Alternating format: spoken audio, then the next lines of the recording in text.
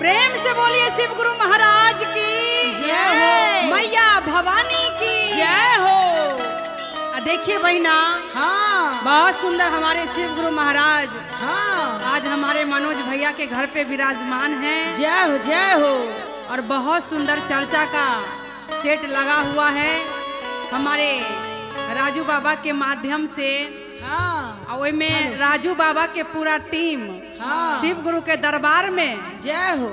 हमारा वही गुरु बहिना सब पूनम पांडे, कविता झा, सुधा सारथी, मंजू देवी। जय हो, आइए जय बहिना हो। हाजिरी लगाते हैं और कहना है कैसे कैसे कैसे कहतर हो। कोना का दिनमा जैता है गौरा, कोना का दिनमा जैता है।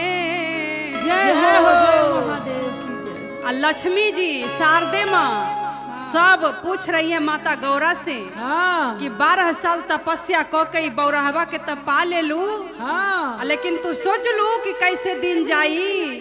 गौरा सोची कैसे हमर दिन हाँ कटी। सुनो इनकर काका चलन बा लीला बा।